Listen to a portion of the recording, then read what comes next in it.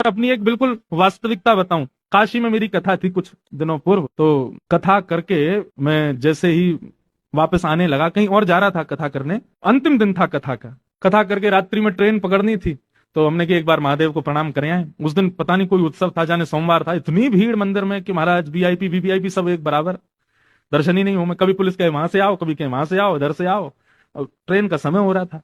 हमने कि शिखर को प्रणाम करके चले जाते हैं, भैया आप दर्शन तो भीतर होंगे नहीं। लेकिन शिखर को प्रणाम करते करते मन में भाव आ रहा हो, भूल गए वृंदावन में हम ब्रजवासी ने रोकवे तो मना कर दिया तुमको। जब महारास हो रहा था आए थे आप, तब हम ब्रजवासी ने रोक दिया, बोले बाबा पहले गोपी बनो तभी भीतर प्रवेश मिलेगा।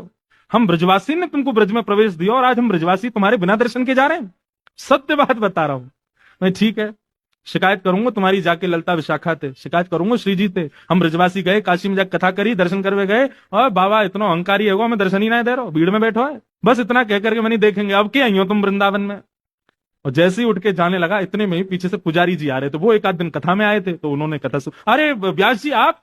मैंने कहा हाँ भैया, हो गई कथा? मैंने हाँ बस जा रहे हैं दर्शन। मैंने कहा कहाँ देखो इतनी भीड़, पुलिस कह रही है वहां से आओ, वहां से आओ, ट्रेन का समय। बोले अरे, हाथ पकड़े सीधे महादेव के पास। जैसे ही शिकायत की बात कही कि अब आई हो वृंदावन, महाराज वीवीआईपी नेता आदियों को भी दर्शन रुक गए होंगे उस समय, हमको बुला लिया भीतर। बोले ना ना ना ब्रजवासी आओ भैया, अरे सॉरी गलती क्षमा।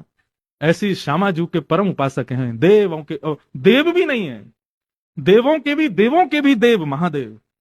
वो जिन श्री जी के चरणों का स्मरण करते हैं, तो सोचो श्री जी कौन है। आजकल के लोग फालतू सिनेमा देखते हैं, उसके बाद वृंदावन आते हैं। आपको श्री जी समझ आ जाएंगी? आपको ये अद्भुत प्रेम ये समझ आएगा? कभी कभी नहीं आ सकता।